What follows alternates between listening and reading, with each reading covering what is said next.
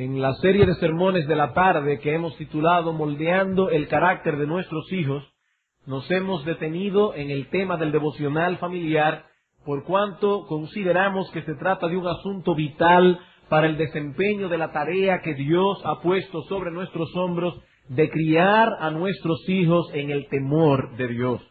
En los sermones anteriores que hemos dado del tema, nos preocupamos por establecer la enorme importancia de este deber, antes de pasar a considerar cómo se debe llevar a cabo el deber. Y lo hicimos así, con miras a amarrar lo más fuertemente posible la conciencia de los hermanos.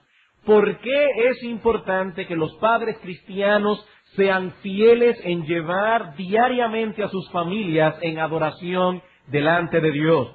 En los sermones pasados vimos 5 razones, y créanme que hubiésemos podido dar algunas razones más, algunas razones adicionales, pero creemos que estas son suficientes para convencer a todo creyente genuino y fiel.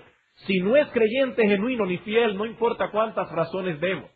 Pero si es un creyente genuino y fiel, esas razones que hemos dado serán suficientes para convencernos del papel que juega esta institución en la vida del pueblo de Dios. ¿Cuáles son estas razones? En primer lugar, dijimos que la devoción familiar es uno de los instrumentos más antiguos y más eficaces que Dios ha usado para preservar la pureza de su adoración y de la verdadera piedad a través de los siglos. En segundo lugar, dijimos que el devocional familiar ejerce una poderosa influencia en la vida de piedad de cada uno de los miembros de la familia, comenzando por el padre y terminando aún por las visitas que llegan a veces providencialmente en el tiempo del devocional. Tercero, el devocional familiar es un medio que Dios usa para expandir nuestras capacidades intelectuales. Recuerden, hermanos, que es nuestro deber amar a Dios no solo con todo nuestro corazón, con todas nuestras fuerzas, sino también con toda nuestra mente. Y es el devocional familiar uno de los medios que Dios ha de usar para expandir, desarrollar aquellas capacidades y talentos que Dios nos ha dado. En cuarto lugar, el devocional familiar es importante porque promueve la armonía y el amor genuino dentro del hogar. Y finalmente dijimos que la influencia del devocional familiar repercutirá fuertemente en la piedad de la iglesia, en la piedad del pueblo de Dios corporativamente.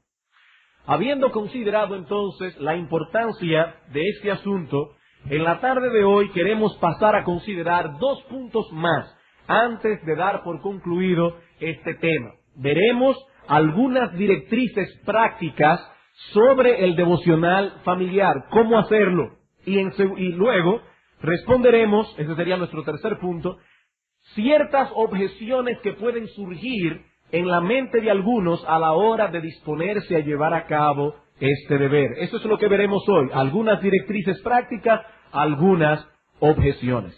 Pero antes de pasar a considerar estas directrices prácticas, es importante señalar que este es el 4º sermón que predicamos acerca de este asunto y que anteriormente habíamos predicado 3 más acerca de la instrucción religiosa en general. Me refiero a los sermones que hemos predicado en la serie Moldeando el carácter de nuestros hijos. Predicamos 3 acerca de la instrucción religiosa en general y este es el 4º acerca del devocional familiar específicamente.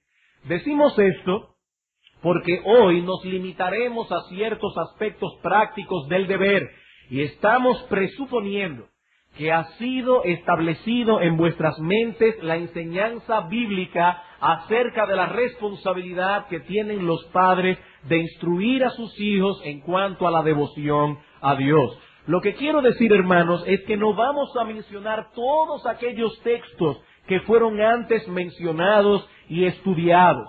Repito que hoy nos limitaremos a los aspectos prácticos del asunto. Habiendo hecho esta aclaración, veamos entonces, en primer lugar, algunos consejos prácticos en cuanto al espíritu que se debe procurar establecer en el devocional familiar. En primer lugar, algunos consejos prácticos en cuanto al espíritu que debemos tener durante ese tiempo. En la adoración a Dios no solo debemos cuidar lo que hacemos, sino también el espíritu y la manera como lo hacemos. El devocional familiar es el tiempo en el que la familia se reúne para rendir adoración y tributo a Dios. Y por lo tanto, debemos procurar que esa adoración sea llevada a cabo en un espíritu correcto. ¿Y cuál es ese espíritu correcto? Bueno, ese espíritu se resume en una frase que aparece constantemente en el Antiguo Testamento en relación a las festividades religiosas del pueblo de Israel. De paso, providencialmente, los que están siguiendo la lectura por el plan de lectura, le tocó hoy Levítico 23. Y el título que aparece en Levítico 23 es precisamente esa frase clave a la que nos estamos refiriendo. Vez tras vez en la palabra, Dios insiste en que las reuniones de su pueblo son fiestas solemnes. Ese es el título que aparece arriba de Levítico 23. Fiestas solemnes. Por lo tanto, debían celebrarse con alegría, con júbilo, pero al mismo tiempo con solemnidad. No debían llevarse a cabo en un ambiente de ligereza. Y en nuestros devocionales familiares debemos esforzarnos por alcanzar ese balance. Venimos a encontrarnos con Dios y a rendirle adoración, y eso debe ser para nosotros un motivo de gozo. Hermanos, padres de nuestra iglesia, no hacemos honor a la verdad, ni le damos una señal correcta a nuestros hijos cuando adoramos a Dios en un ambiente opresivo y lúgubre. Ese no es el cuadro que encontramos en la palabra de Dios. De hecho, en el salmo que leyó nuestro hermano Marcos para comenzar la adoración, vemos esa perspectiva. Cantad alegres a Dios, habitantes de toda la tierra. Servid a Jehová con alegría. Venid ante su presencia con regocijo. Ese es el ambiente que debe tener el pueblo de Dios cuando viene a encontrarse con su Dios. Pero al mismo tiempo debemos cuidarnos de que ninguno de los participantes tome el asunto a la ligera. Las dos cosas deben estar ahí. Es una fiesta solemne, y ambos aspectos deben estar presentes. Hermanos, aún hasta el rostro de los padres juega un papel importante en esto. No debemos acercarnos a adorar a Dios con un rostro adusto, como ese rostro que aparece siempre en los bustos de Beethoven. No sé si ustedes han visto, pero es un rostro adusto, opresivo. Nosotros no debemos adorar a Dios así, como si la piedad fuera algo aburrido y opresivo. El Señor Jesucristo dice que Él vino a darnos vida y una vida abundante. Y nuestros devocionales deben ser un reflejo de esa vida que Él compró para nosotros en la cruz del Calvario. Hermanos, reunámonos con nuestros hijos en un ambiente relajado, no ligero, pero relajado, con una sonrisa en el rostro, porque venimos a adorar a Dios. Pero no solo es importante cuidar el espíritu, sino también, en segundo lugar, la forma en que lo hacemos. La forma en que lo hacemos. Y el primer consejo práctico que quisiera dar aquí es este, con respecto a la forma. No nos apeguemos a ninguna forma. No nos apeguemos a ninguna forma específica, como si esa forma fuese la única manera posible en que puede ser llevado a cabo este deber. Algunas veces estudiaremos un libro completo de las Escrituras. Otras veces alguna porción en particular, los 10 mandamientos. Otras veces estudiaremos un tema, la lengua en el libro de Proverbios. Otras veces incluso estudiaremos un libro sobre un libro de la Biblia, como han hecho algunos aquí con este pequeño libro en inglés titulado La Sabiduría y la Familia Millers, que por cierto va a ser tirado en español probablemente en el mes de junio por la Iglesia Bautista de la Gracia en Santiago. Así que vamos a orar por ese proyecto, porque va a ser muy beneficioso para las familias de la iglesia. No nos apeguemos a ninguna forma. Unas veces el devocional será extenso, porque surgirán inquietudes en la mente de nuestros hijos. Otras veces será corto. Todas estas cosas dependen de la necesidad de la familia o de situaciones providenciales. Por otro lado, en cuanto a la forma, cuidémonos de que el lenguaje que usemos sea siempre llano y sencillo. Llano y sencillo. Evitemos las palabras rebuscadas y vayamos directamente al grano. Hagamos uso aquí del principio que Salomón aplicó al escribir el libro de Eclesiastés. Dice el sabio Salomón aquí en Eclesiastés capítulo 12, versículo 10, procuró el predicador hallar palabras agradables y escribir rectamente palabras de verdad. El comentarista Charles Bridges dice lo siguiente: aquí estaba la sabiduría de Salomón, en que él buscó palabras aceptables.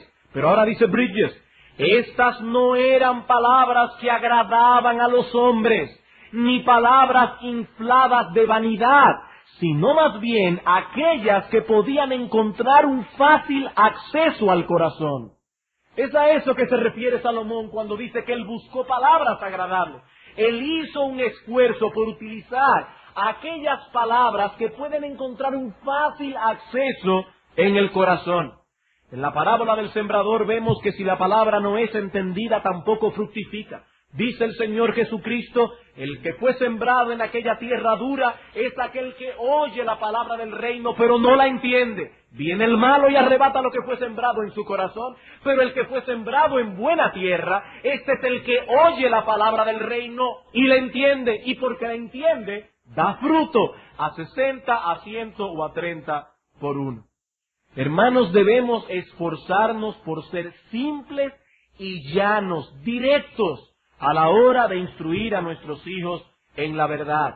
Aunque debo hacer aquí una aclaración. Si estamos estudiando un libro completo de las Escrituras, encontraremos ciertos conceptos que ellos probablemente no comprenderán del todo en el momento. Pero aún así debemos procurar que sean atesorados en sus corazones, porque tal vez algún día Dios puede iluminar su entendimiento y entonces todas esas cosas cobrarán vida en ellos. Un ejemplo bíblico lo encontramos en Juan, capítulo 3. Evangelio de Juan, capítulo 2. Evangelio de Juan, capítulo 2, versículos 18 al 22. El Señor Jesucristo se enfrenta aquí con los judíos luego de la limpieza del templo. Y los judíos respondieron y le dijeron, ¿qué señal nos muestras ya que haces esto? Respondiendo Jesús les dijo, destruid este templo y en 3 días lo levantaré. Dijeron luego los judíos, en 46 años fue edificado este templo y tú en 3 días lo levantarás. Mas él hablaba del templo de su cuerpo. ¿Entendieron eso sus discípulos? Versículo 22. Por tanto, cuando resucitó de entre los muertos, sus discípulos se acordaron que había dicho esto y creyeron la Escritura y la palabra que Jesús había dicho. En su momento apropiado, esas palabras recibieron la iluminación del Espíritu de Dios, esas palabras fueron entendidas y entonces ellos comprendieron. Y eso pasará con nuestros hijos. A veces ellos no entenderán del todo un concepto. Pero hermanos, aún así procuremos que los atesoren en sus corazones. Algún día entenderán. Pero una cosa es que no entiendan un concepto porque es muy elevado para sus mentes pequeñas, y otra muy distinta, que usemos un lenguaje tan rebuscado que no puedan entender ni las palabras ni las ideas que estamos tratando de expresar. Juan Carlos Riley, hablando acerca de el éxito de la predicación de Whitefield, nos dice que una de las características esenciales de su predicación era su singular lucidez y simpleza. Dice Riley lo siguiente: no importa lo que sus oyentes pensaran de su doctrina, nunca dejaban de entender lo que él quería decir. Su estilo de hablar era fácil y llano. Y ese es un buen modelo para copiar. Su estilo era fácil y llano. Algo que no se puede pasar por alto, en cuanto a la forma también, es que debe haber alguien que dirija el devocional. Y ese alguien generalmente deberá ser el padre. Aclaro, no estoy diciendo a alguien que acapare el devocional y no deje que nadie hable.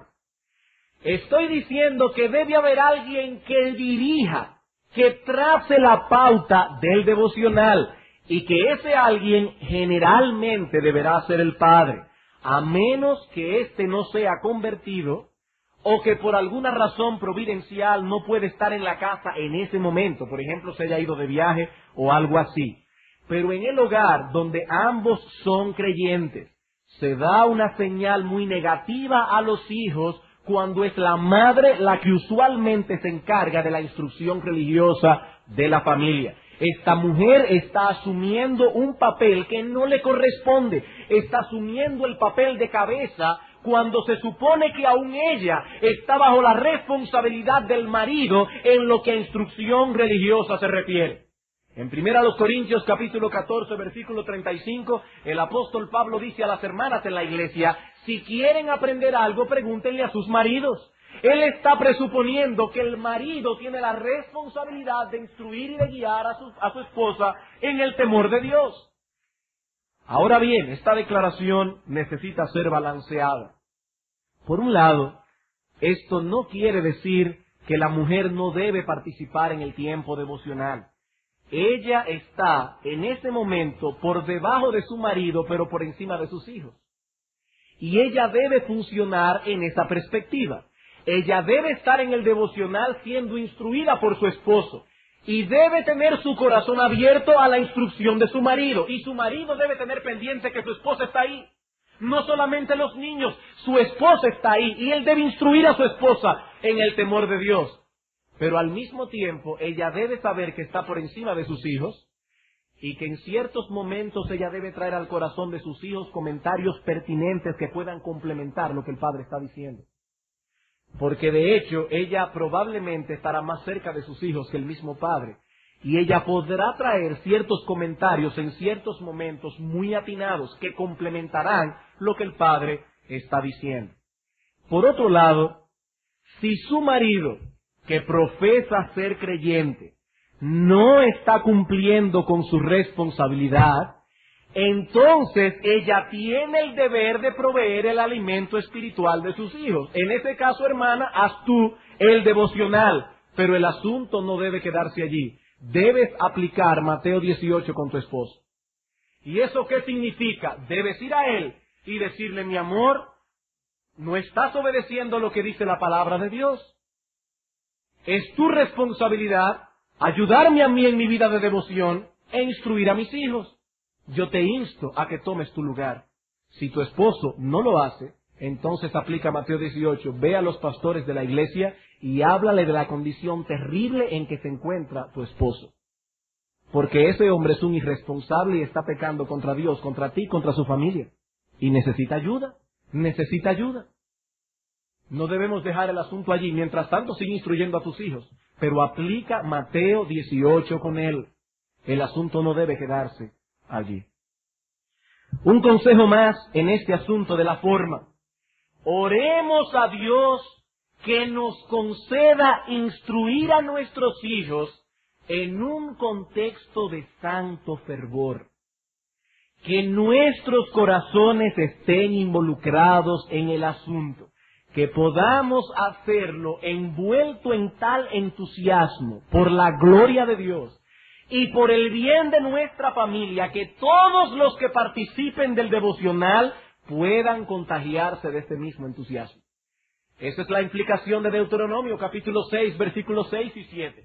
Estas palabras que yo te mando hoy estarán sobre tu corazón y las enseñarás a tus hijos.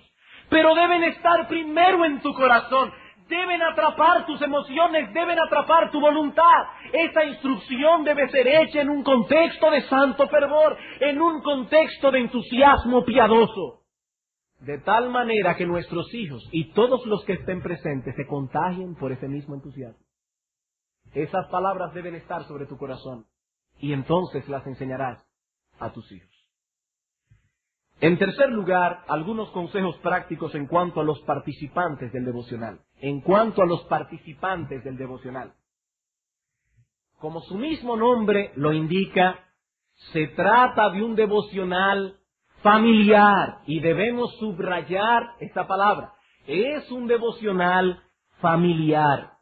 Por lo tanto, debemos procurar que todos participen en la adoración, cantando los himnos, respondiendo nuestras preguntas, aún haciendo comentarios, etc. Y si vemos que alguno de nuestros hijos, y eso sobre todo pasará si son adolescentes, si vemos que alguno de nuestros hijos está participando con desgano, debemos ir a él en privado y hacerle entender que la devoción a Dios no es opcional. No es opcional. Es el deber de todo hombre, mujer, joven, niño, niña, dar gloria a Dios y ser agradecido con Él. Romanos capítulo 1. Romanos capítulo 1, versículos 18 al 21.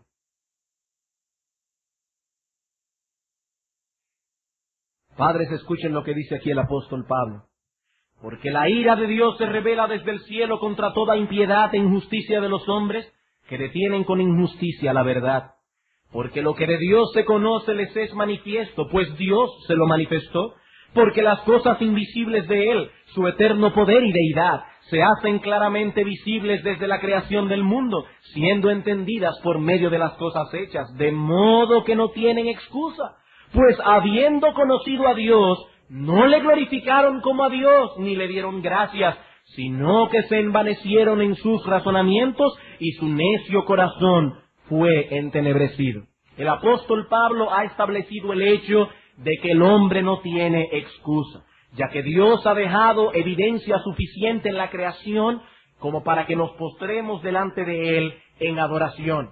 El hombre no se ha dejado convencer por la evidencia, sino que más bien se ha envanecido en su razonamiento y al hacerlo ha suprimido, ha detenido la verdad. En los versículos 21 en adelante, Pablo nos habla de la forma en que ese pecado se manifiesta. Y la primera es una actitud de desafío hacia Dios. Dice Pablo, pues habiendo conocido a Dios, no le glorificaron como a Dios, ni le dieron gracias. A pesar del conocimiento que puede derivar de la creación, el hombre no ha glorificado a Dios, no le ha dado el lugar que le corresponde en su vida y en sus pensamientos. Y algo más, el hombre tampoco se ha detenido a darle gracias por todas las cosas que Él nos ha dado en su misericordia y en su bondad. El hombre da por sentado que el sol saldrá mañana y que la lluvia caerá para regar la tierra. Pero nuestro Señor Jesucristo dice que es Dios quien hace que estas cosas ocurran y que Dios lo hace únicamente por su misericordia. El hombre se niega a ver la mano de Dios en esas cosas y por eso, dice Pablo, la ira de Dios se revela desde el cielo. Y nosotros estamos en el deber de dar a nuestros hijos una perspectiva correcta en cuanto a esto. Aunque ellos no profesen ser creyentes, en el tiempo devocional ellos deben estar allí, porque es el momento en que tenemos la oportunidad de ser agradecidos a Dios por todos sus dones para con nosotros, y es con esa actitud que debemos participar. Padres, no debemos permitir que nuestros hijos boicoteen la adoración poniendo una cara de disgusto cada vez que nos reunimos como familia a adorar a Dios. Mientras vivan bajo nuestro techo, ellos deben saber que yo y mi casa serviremos al Señor. Eso no es opcional. Si quieren otra cosa, que se muden. Si quieren otra cosa, que se muden. Pero mientras vivan bajo nuestro techo, yo y mi casa serviremos al Señor. Eso no es opcional. Y si alguien llega de visita en el momento en que se ha determinado para ese tiempo de adoración, también han de ser incluidos, al menos que tal persona decida retirarse. Pero lo que no debemos permitir es que las visitas obstaculicen el cumplimiento de nuestro deber, sea quien sea.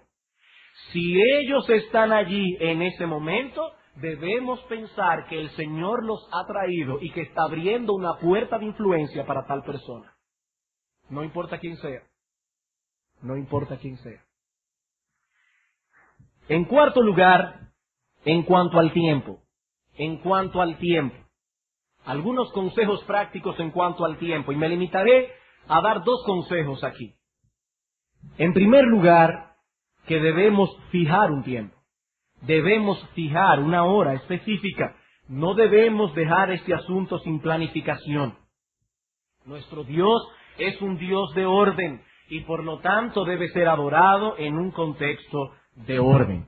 Aparte de que si no hay planificación es muy difícil, por no decir imposible, que haya constancia. Porque siempre surgirán inconvenientes para encontrar una hora apropiada en el día. Para el devocional personal y para el familiar no se debe encontrar una hora, se debe fabricar. Eso debe ser previamente determinado, eso debe ser decidido, calculado, planificado. Debemos buscar una hora que sea factible para todos. Lo ideal es que las familias se reúnan 2 veces al día. En la mañana temprano y en la noche, antes de que los niños se vayan a acostar. Eso es lo ideal.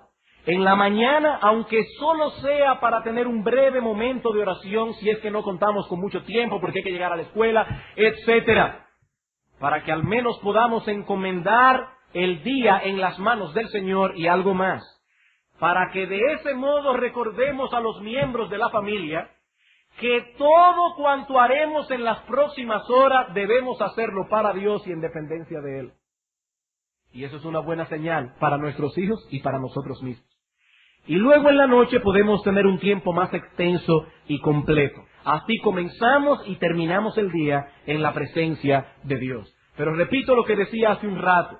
Debe haber libertad en esto. Cada familia deberá determinar el tiempo más oportuno. Cuando digo oportuno, me refiero a un tiempo en el que todos puedan estar y estar despiertos. Porque si lo hace muy tarde en la noche, usted tendrá un auditorio moribundo, que no entenderá nada de lo que usted está diciendo. Una ventaja adicional que tiene el fijar una hora específica para el devocional es que podemos disminuir considerablemente las interrupciones. Y el diablo se encargará siempre de poner interrupciones. Pero cuando tenemos una hora fija, podremos disminuir considerablemente las interrupciones, ya que preveremos lo que podría ser causa de interrupción y lo eliminaríamos a tiempo. Incluso las llamadas telefónicas, que siempre son precisas en el momento del devocional, las llamadas telefónicas podrían eventualmente disminuir a esa hora, porque hay ciertas personas que son las que acostumbran llamar a esa hora a la casa. Y esas personas muy pronto sabrán que algo misterioso ocurre en ese hogar a esa hora, porque nunca cogen el teléfono. No coge el teléfono. Déjelo que suene, aunque suene 50 veces. Y si lo molesta, desconéctelo, no lo descuelgue que se dañe. Pero desconéctelo y déjelo que suene. Que si es una emergencia lo van a ir a buscar a su casa. Pero no permita que el teléfono interrumpa el devocional familiar. Es delante de Dios que estamos. Es delante de Dios. La segunda observación que quisiera hacer en cuanto al tiempo es en referencia a su extensión.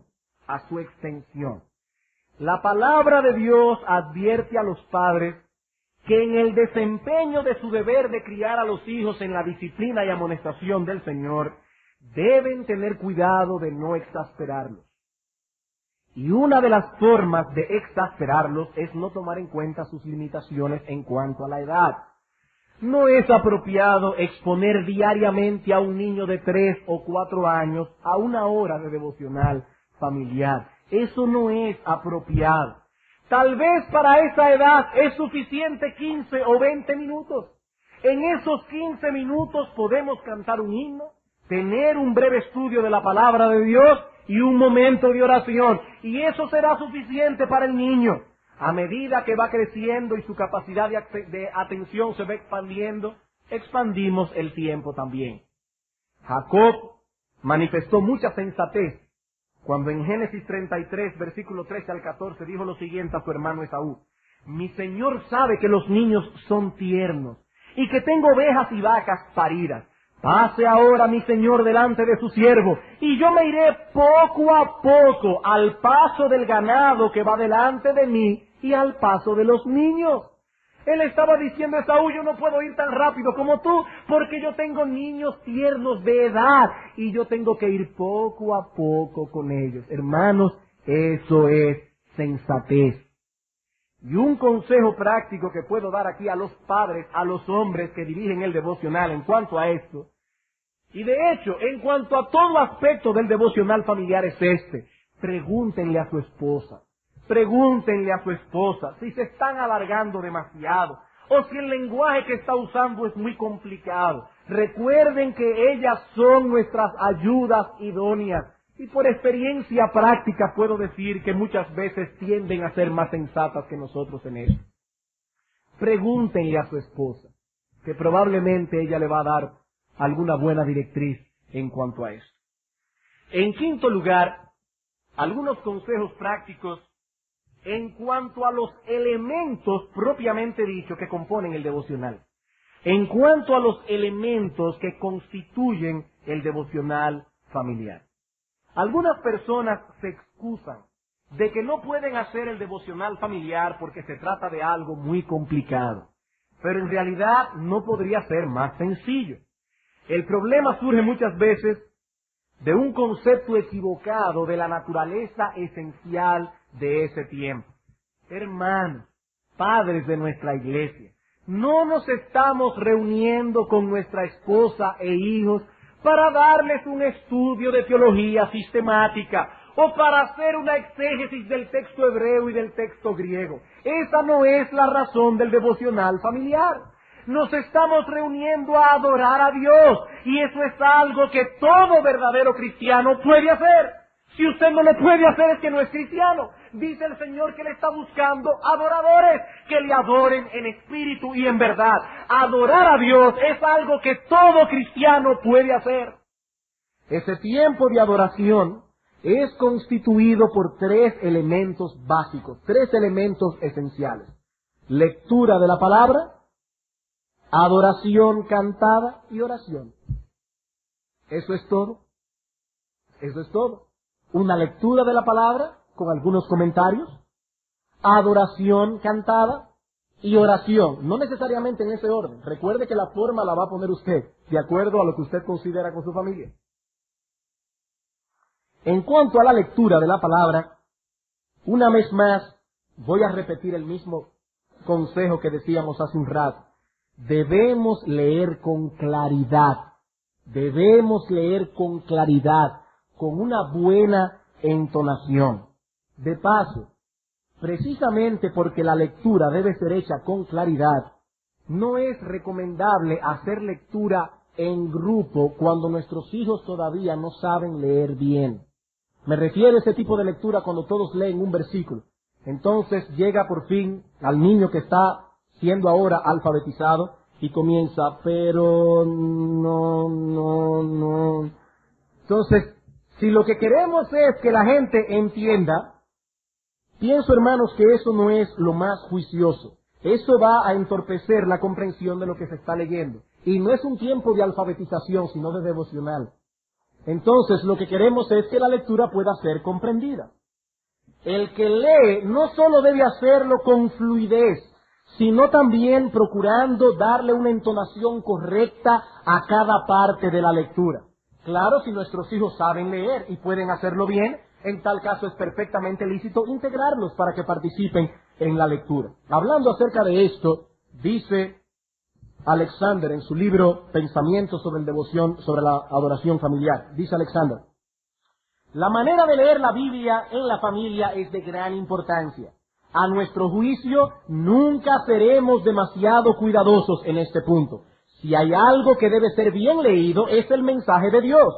La mitad de su significado y casi todo su efecto es en ocasiones sofocado y se pierde a través de una lectura cansona, monótona, sin sentido, descuidada, inarticulada, lenta o lo que es peor, deliberadamente afectada. O sea, gente que sobredramatizan leyendo. No podemos caer en ninguno de los dos extremos. Yo recuerdo que alguien nos contaba en una ocasión de una persona que estaba leyendo en el libro de Daniel cuando Nabucodonosor mandó a llamar a Sadrach, Mesach y Abednego cuando el asunto de la imagen de que había que adorar. Y entonces él estaba leyendo y dice, entonces Nabucodonosor llamó a Sadrach, Mesach y Abednego y le dijo, ¿y es verdad Sadrach, Mesach? No, hermanos, eso es una entonación muy diferente a la que debió haber sido. Nabucodonosor estaba lleno de ira, estaba molesto, y aunque no sobredramaticemos la lectura, debemos dar una entonación apropiada. De igual manera debemos hacer algunos comentarios en la lectura.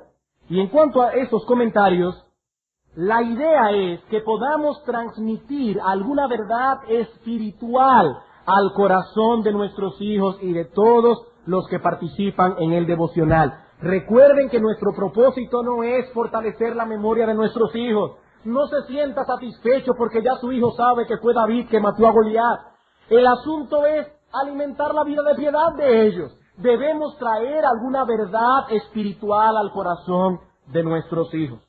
Y para ello, lo mejor es leer el texto, la porción o el capítulo, lo que sea que usted va a dar en privado, y preguntarse, ¿cuál es la verdad espiritual que está detrás de este texto? ¿Qué cosa yo puedo enseñar a mis hijos a la luz de este pasaje? Bueno, tal vez se pueden sacar varias aplicaciones. Escoja la que sea más apropiada para la vida de su familia. Segunda Timoteo 3:16 dice que toda la Escritura es inspirada por Dios y útil para enseñar, para redarguir, para corregir, para instruir en justicia. Algo usted puede sacar de utilidad de la palabra de Dios para enseñar, para corregir, para instruir a sus hijos en el temor de Dios. Y si usted se siente corto para poder hacer esto diariamente, busque la ayuda de buenos comentarios o de buenos libros devocionales, como por ejemplo los Evangelios explicados de Juan Carlos Wright. O usted puede expandir con sus hijos el Catecismo Menor de Westminster, o puede usar el Catecismo para niños, siempre y cuando pase por alto todas las preguntas que tienen que ver con los pactos. Eso lo aclaro. Comenzando por la primera definición que tiene, que un pacto es un acuerdo entre dos o más personas. Hermanos, hemos dicho esto muchas veces. Un pacto no es un acuerdo entre dos o más personas. Eso es una visión humana de la teología del pacto. Un pacto es una promesa a la que Dios ha interpuesto un juramento. Y todas las preguntas que hay en el Catecismo para niños están erróneas en ese punto. Pero por lo demás es un buen instrumento para instruir a nuestros hijos en la palabra de Dios. O puede usar la sabiduría y los Miller cuando esté traducido al español. O hasta el progreso del peregrino. Hay muchas cosas que se pueden usar en el devocional familiar. Esas palabras son como un sermón para la vida de nuestros hijos. Se pueden usar sermones si nuestros hijos están más grandes. Puede usar el folleto de Spurgeon, cómo leer la Biblia con mayor provecho espiritual. También el folleto de Thomas Watson, e ir tomando punto por punto y viéndolo con nuestros hijos, dependiendo por supuesto de la edad de cada uno. Pero esa es la idea, traer a la mente y el corazón de ellos lecciones espirituales. Hermanos, la idea no es hacer una exégesis profunda de cada pasaje. Esa no es la idea. En ocasiones serán simples comentarios aquí y allá de una lectura extensa de la palabra de Dios. Otro aspecto importante de la devoción en familia es el uso del canto. El uso del canto. Decía Philip Henry, el padre de Matthew Henry, que el cantar himnos en las devociones familiares es una forma de mantener en alto la piedad delante de aquellos que pasan por nuestras ventanas, como el cordón de grana en la ventana de Rahab. ¿Recuerdan ustedes cómo los judíos sabían que en la ventana de Rahab habían creyentes? Porque había allí un cordón de grana. Y cuando los paganos y los impíos pasan por nuestras ventanas y escuchan que sale la voz de nuestros niños y nuestras propias voces adorando a Dios, eso dice mucho de esa casa. Ahí viven personas temerosas de Dios. A través de los siglos, el pueblo de Dios ha hecho uso de la adoración cantada, no sólo como una expresión de genuino sentimiento de amor y devoción a Dios, sino también como un instrumento de edificación. Los salmos cantados y los himnos son un recurso poderoso para la memoria. Es muy fácil recordar una letra cantada. Y si a eso le añadimos que a casi todo el mundo, sobre todo a los niños, les gusta cantar, entonces no es difícil entender la importancia que tiene el uso sabio y apropiado de una buena himnología en las devociones familiares. Pastor, ¿y qué tipo de himnos debemos cantar? Lo mismo que cantamos aquí en la iglesia.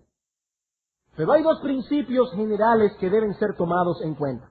En primer lugar, si usted va a usar otros himnos que no se cantan aquí o quiere usar algunos otros himnos que por diversas razones no se cantan en la iglesia, deben tener un alto, sólido contenido escritural. Hay himnos que tienen una música muy contagiosa, pero no dicen nada. No dicen nada. Es una mera sensiblería. Esas cosas no deben usarse en la adoración a Dios, porque está violando Colosenses 3:16. La palabra de Cristo mora en abundancia en vosotros, enseñándoos y exhortándoos, ¿cómo? Cantando en vuestros corazones al Señor salmos e himnos y cánticos espirituales. Nuestros himnos deben estar llenos de la palabra de Cristo.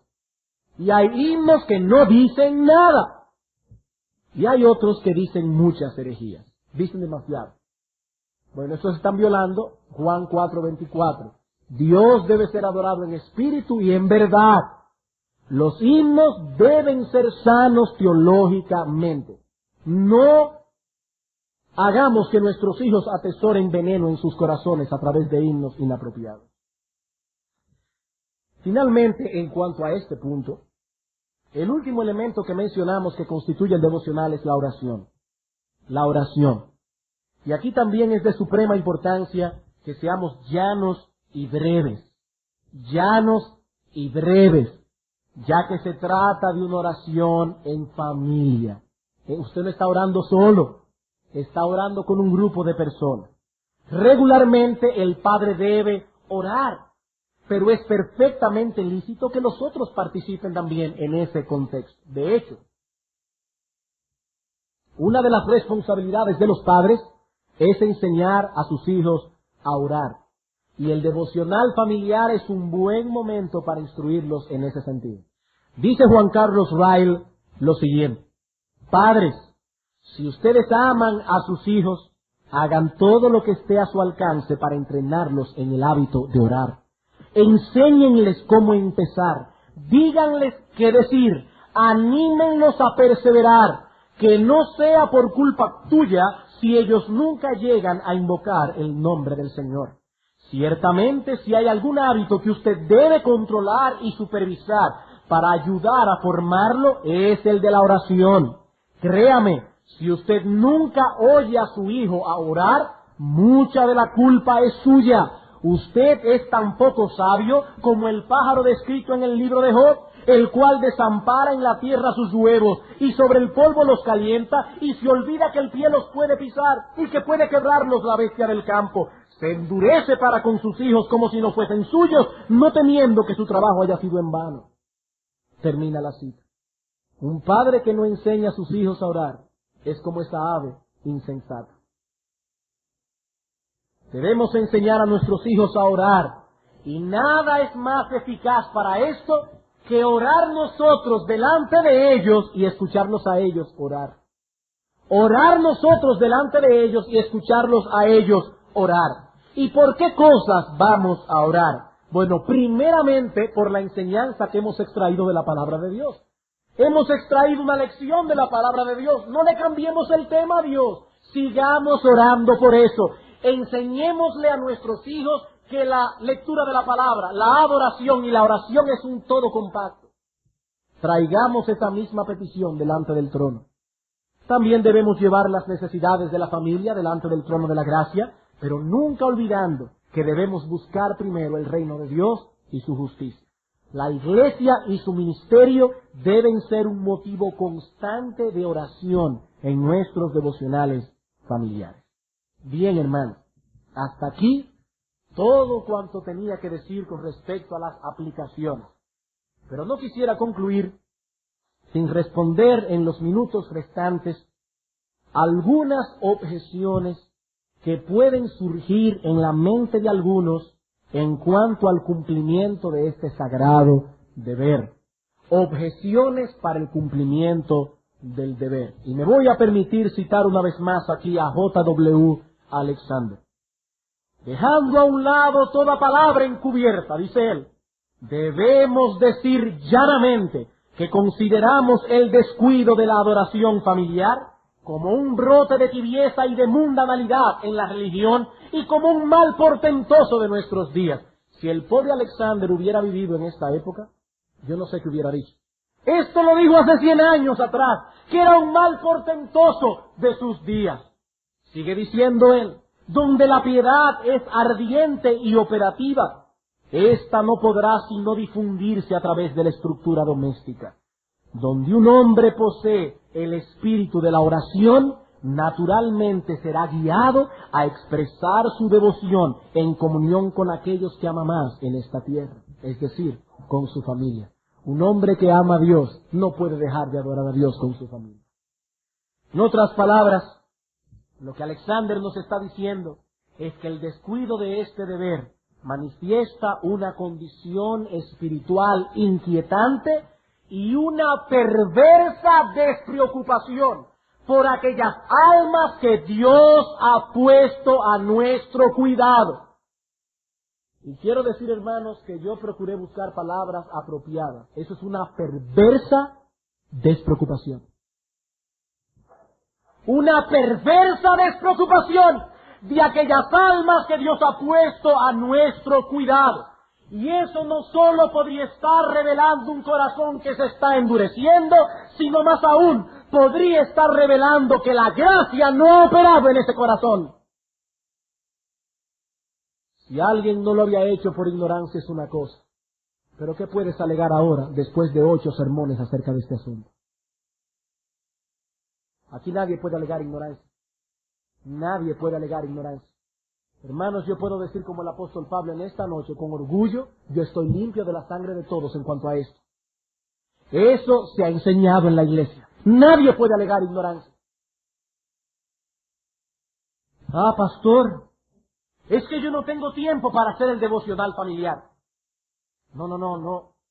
Esa objeción está mal formulada, porque todos contamos con días de 24 horas. El problema es que no todos tenemos las mismas prioridades. El Señor Jesucristo nos dice que en la lista de prioridades nuestras debemos colocar en el número 1 el reino de Dios y su justicia. Es una impiedad manifiesta encontrar tiempo durante el día para buscar el alimento del cuerpo de nuestros hijos mientras descuidamos sus almas. Eso es vivir para las cosas temporales, para las cosas que se ven, y el que vive para las cosas que se ven, para las cosas temporales primariamente, está demostrando con ello que la gracia de Cristo no ha transformado su corazón. El salmista es muy claro. Cuando le ora a Dios y dice, levántate, oh Jehová, sal a su encuentro, póstrales, libra mi alma de los malos, de los hombres malos, oh Jehová, de los hombres mundanos cuya porción la tienen en esta vida. Y esos hombres mundanos no se despreocupan de alimentar a sus hijos. Sigue diciendo el salmista, cuyo vientre está lleno de tu tesoro, sacian a sus hijos y aún sobra para sus pequeñuelos. Salmo 17, 13 y 14.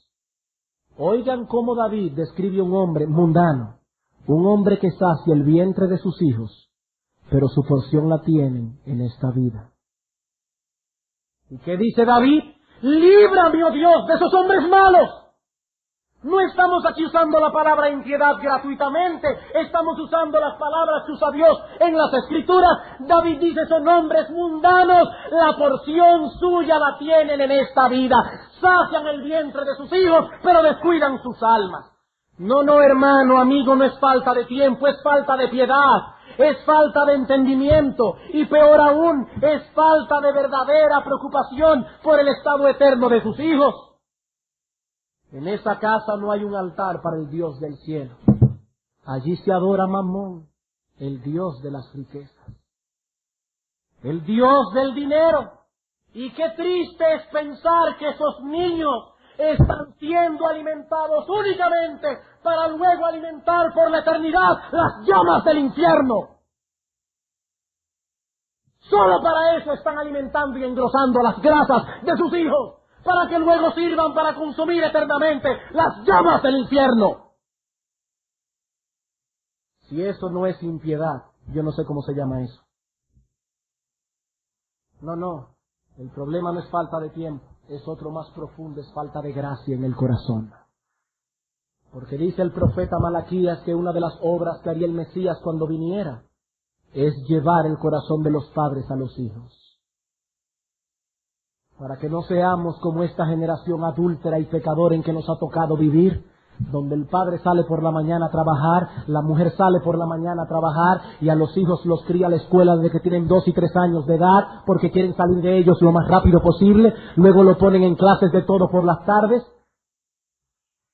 o si no lo cría la niñera y la televisión. Dice la Escritura que una de las obras que Cristo hace en el corazón es tomar hombres y mujeres de esa vana manera de vivir y llevarlos a preocuparse por sus hijos. No es falta de tiempo, es falta de piedad. Es falta de gracia en el corazón. Bueno, pastor, lo que pasa es que mi familia es muy corta. ¿Cuántos son ustedes? 2, 3.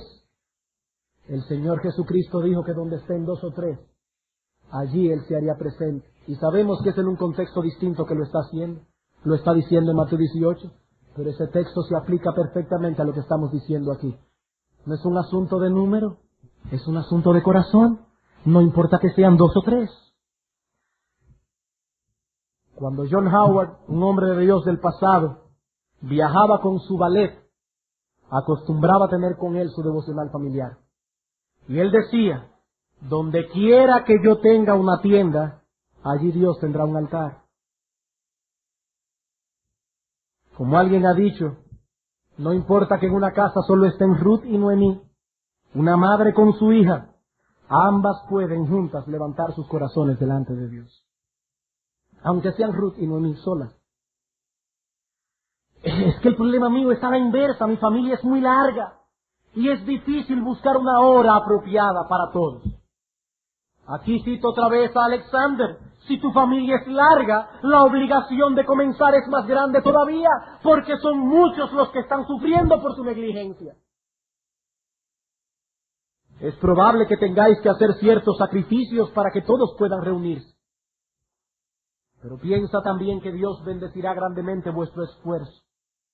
Cuando Arauna el Jebuseo ofreció regalar a David el terreno donde se habría de edificar el altar, la respuesta de David fue la siguiente: no, sino que por precio te la compraré, porque no ofreceré a Jehová mi Dios holocaustos que no me cuesten nada.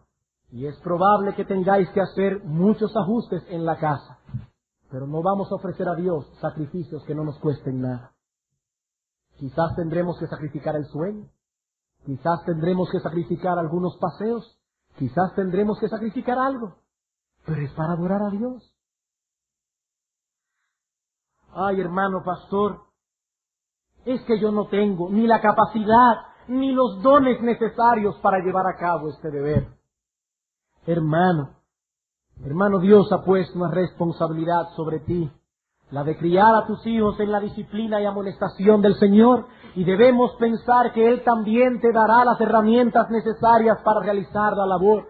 Recuerda que aquí no estamos hablando de un servicio que demanda una inteligencia superior o que demanda elocuencia. Estamos hablando de alabar a Dios junto con tus hijos, de leer una porción de su palabra, trayendo a la mente y el corazón de ellos alguna lección pertinente y luego derramar tu corazón en oración junto con ellos. ¿Puede haber acaso algún cristiano que no esté preparado para hacer eso? El don de orar es algo que viene de Dios, eso no depende de la elocuencia de nadie. Y si Él te está ayudando para orar en privado, ¿por qué piensas que no te ayudará a orar en público con tu esposa y con tus hijos? Además, tienes a tu favor un recurso constante por el hecho de pertenecer a una iglesia en la que domingo tras domingo eres instruido en la palabra de Dios. Créeme, lo que recibes aquí es mucho más de lo que tienes que dar. Además de que tienes a la mano algunas ayudas extras a través de buena literatura con que contamos aún en nuestro propio idioma. Ay, pastor, Lo que sucede es que mi familia no quiere unirse a mí en los devocionales familiares.